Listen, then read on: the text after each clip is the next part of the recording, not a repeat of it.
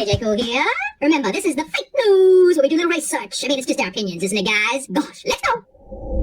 Trigger warning for anyone that has an ED. You guys remember I said I was never going to talk about Iguana again, and I haven't for a long time. But we used to have a lot of fun making fun of her, didn't we? When she was new boot goofing at the beach. We know she's a flasher. We know that. We know she's into the fetishes, lover, and she loves anal lactics. I blame her for everything. I don't blame her mum. I don't blame anybody. Just her, because I watched this gorgeous story about Emma Karras, which is so sad, so sad. She had anorexia from when she was 12 years old, which I imagine Eugenia did too.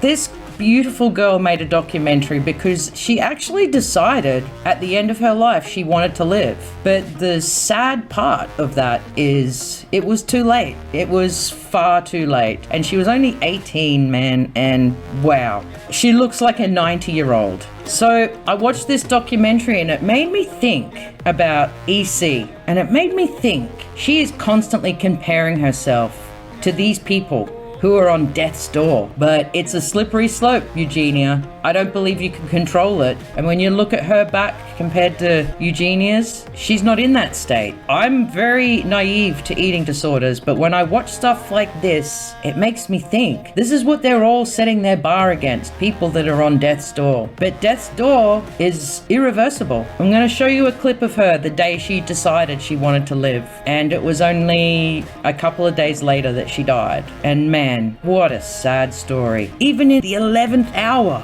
still, she wanted to live, and there was no choice in the matter anymore. So everyone, start remembering, when you say Eugenia looks bad, when you say she is gonna die very soon, she is laughing at all of you because she looks at Emma and goes, hey, not even close to that. Look at that photo up in the corner is when she actually was put in rehab a couple of years ago. Her face is nothing like Emma's. Like, are you kidding me? Emma is 18. And as I said, she looks 90. It's beyond devastating. So everybody, stop saying she's gonna die soon because she just thinks you guys are being jokers. And I've said it myself. We've got to stop saying that. But what we need to start asking her is she feeling good? Emma was in the last weeks of her life and she was still fighting these therapists saying, I don't want to eat that mush food. I only want to drink juice. She's still fighting. They're like, you don't have a choice anymore. You literally don't have a choice. But she still wanted to control it. And an ED is just about control. And at some point, you just got to let go and let people help and let them control it. Because the way you're controlling it is pretty shit, actually. And it's not helping you. It's sad, but it's very, very true.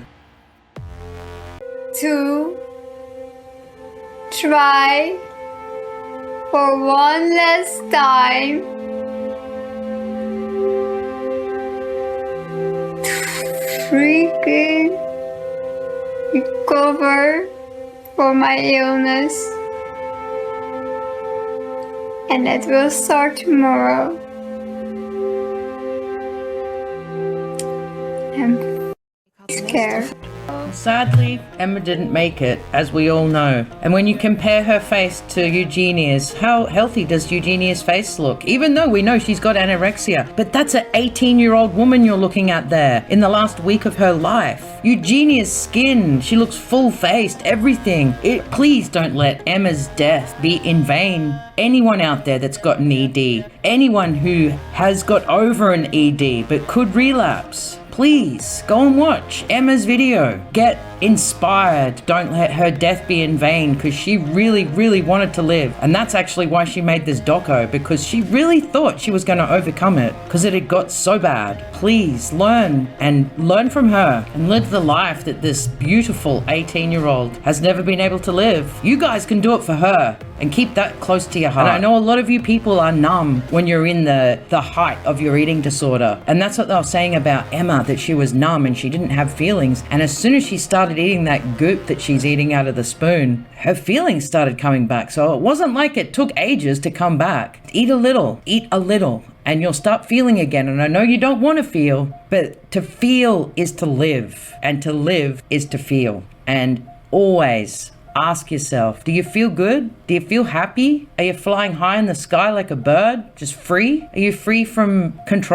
being controlling? I really want to thank the person that sent me this link to the video of Emma Karras, because I would never have seen it otherwise. I thank you so much. I cannot remember who you were, but you know who you are. Man, it opened my eyes big time. I just really hope someone, even just one person, can feel better in knowing that they can actually get better and live the life that all these beautiful people have died from. That's the beauty of it. And the sad thing about most eating disorders is it's young people. So many young lives just gone. Remember, life is precious and you are precious. Please feel good. You know, we've always complained about social media being an integral part of all these issues of eating disorders and impressionable young people. Well, now this Facebook whistleblower has come out. It has actually confirmed it. She states that the hate is driven more. The anger is driven more throughout these algorithms. So this is why Eugenia is in a very difficult spot, because people report her daily and nothing ever gets done. And we've always gone, why? Well, there you go. She makes money. I said that probably a year ago, that they love money more than humans. It's a very sad thing to think about, but it's actually true.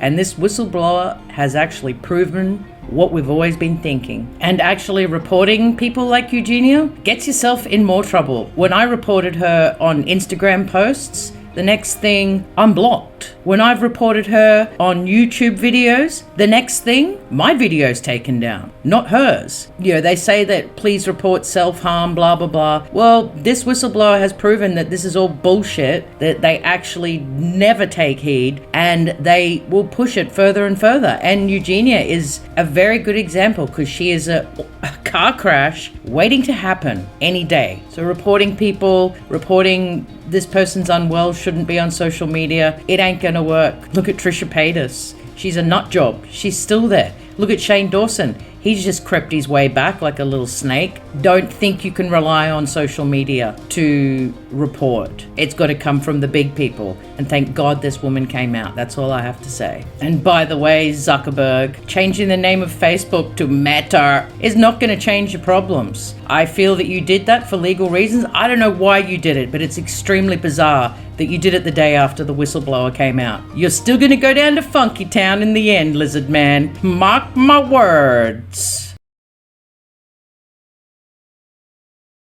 The algorithms are very smart in the sense that they latch on to things that people want to continue to engage with. And unfortunately, in the case of teen girls and things like self-harm, they develop these feedback cycles where children are using Instagram as to self-soothe, but then are exposed to more and more content that makes them hate themselves. The choices being made inside of Facebook are disastrous for our children, for our public safety, for our privacy, and for our democracy.